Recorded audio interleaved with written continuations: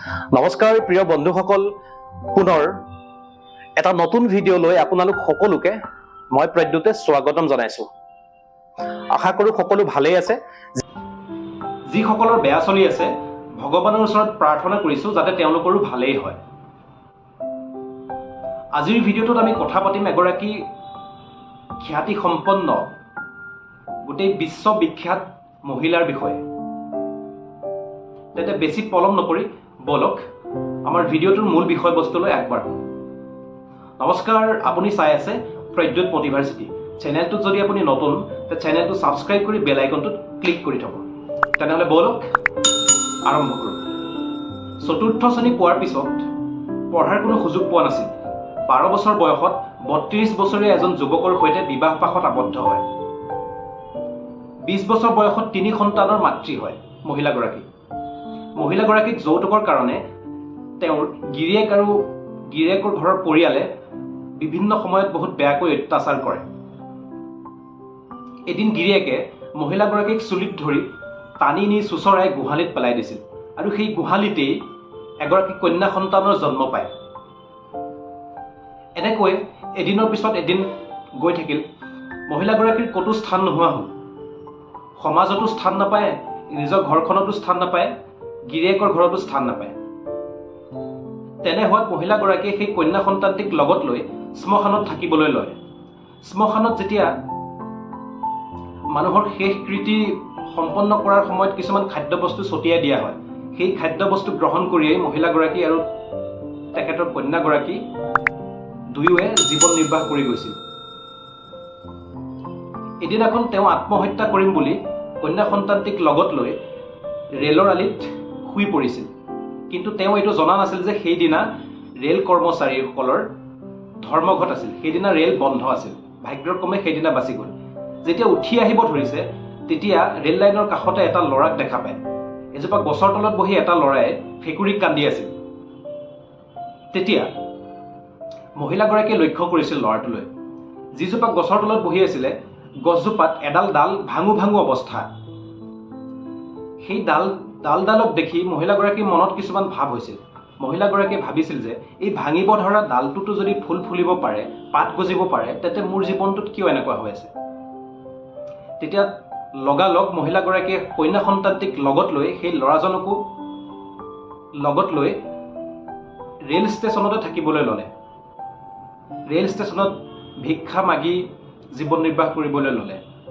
এনেকৈ ৰেল ষ্টেচনত আৰু বহুত অনাথ শিশুক লগ পালে। গোটেই অনাথ শিশুসকলক তেওঁ লগত লৈ থাকিবলৈ ল'লে। এদিন ৰেল ষ্টেচনত এটা মানি বেগ হেৰাই পালে।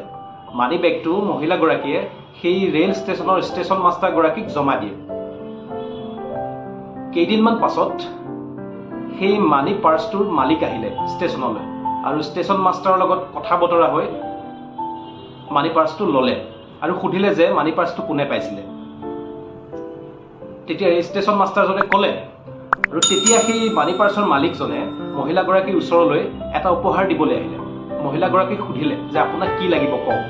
তেতিয়া মহিলাগৰাকীয়ে ক'লে যে চাহাব, মোক একো নালাগে, মোক কেৱল এই অনাথ শিশুসকলক ৰখাবৰ কাৰণে এটা ঘৰ বনাই দিয়ক। তেতিয়া মানুহজনে মহিলাগৰাকীৰ কথা মতেই এটা ঘৰ বনাই দিলে। মহিলাগৰাকীয়ে তাতেই অনাথ শিশুসকলক লৈ থাকিবলৈ ল'লে। অনাথ শিশুসকলো বহুত আনন্দিত যে মহিলাগৰাকীক পাই যেন মাতৃস্নেহ সিহঁতৰ জীৱনলৈ আকৌ ঘূৰি আহিছে তেনে অনুভৱ কৰিবলৈ ল'লে। এদিনাখন বহুত লেতেৰা পোছাক পিন্ধি, ফটা চিঙা পোছাক পিন্ধি এজন মানুহ সেই আশ্ৰমখনলৈ আহিল। আশ্ৰমখনলৈ আহি স্থান বিচাৰিলে। মহিলাগৰাকীক ক'লে যে আপোনাৰ তাত থাকিব পাৰিম নেকি মই। তেতিয়া মহিলাগৰাকীয়ে মানুহজনলৈ চালে আৰু মানুহজনক চিনি পালে। মানুহজনে কিন্তু চিনি পোৱা নাছিলে। মহিলাগৰাকীয়ে চিনি পালে যে আপুনি সেইজনে যিজনে নিজৰ পত্নীক যৌতুকৰ কাৰণে বিভিন্ন সময়ত বহুত বেয়াকৈ অত্যাচাৰ চলাইছিল, পত্নীৰ ওপৰত টানি চুচৰাই নি গোহালিত পেলাই দিছিল। আপুনি সেইজনে নহয় জানো? তেতিয়া তেওঁ ক'লে শ্মশানত দিন কটাই মৃতদেহত ছটিয়াই দিয়া খাদ্য গ্ৰহণ কৰি জীৱন নিৰ্বাহ কৰা মানুহেহে গম পায় ভোক কি এই মানুহগৰাকী এই মহিলাগৰাকী এটা সময়ত গোটেই বিশ্বতে খ্যাতি অৰ্জন কৰিবলৈ সক্ষম হয় বিভিন্ন এৱাৰ্ডো পায় বন্ধুসকল সেই মহিলাগৰাকীৰ নাম কি জানেনে সেই মহিলাগৰাকীৰ নাম হৈছে ডাক্তৰ সন্দিতা আপোনালোক বহুতে হয়তো নামটো শুনা নাই তেখেতৰ এখন গ্ৰন্থ মাদাৰ অফ থাউজেণ্ড অৰফেন্স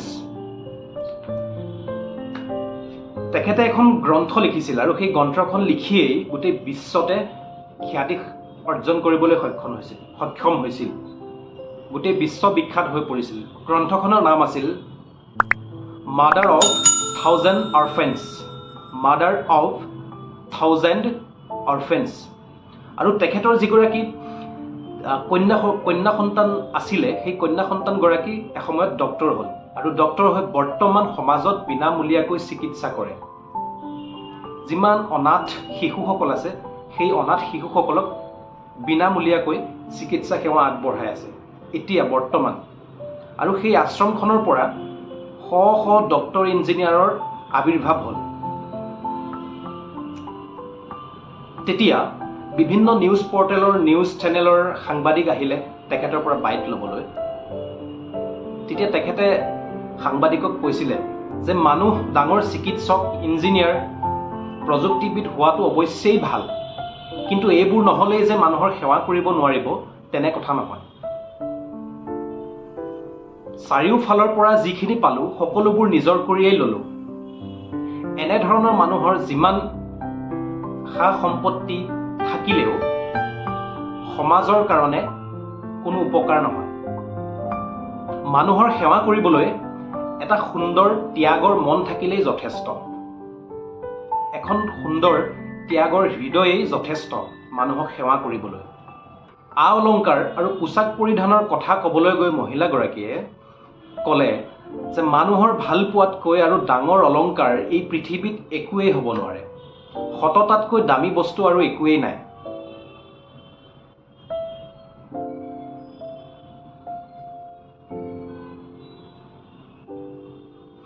বহুত ধন্যবাদ বন্ধুসকল আপোনালোকৰ যে ব্যস্ততাপূৰ্ণ জীৱনৰ অকণমান সময় যে মোক দিছে অশেষ ধন্যবাদ আৰু যদি আগলৈ নতুন ভিডিঅ' পাই থাকিবলৈ বিচাৰে তে চেনেলটো ছাবস্ক্ৰাইব কৰি বেল আইকনটোত ক্লিক কৰি দিব ধন্যবাদ আজিলৈ আহোঁ বাই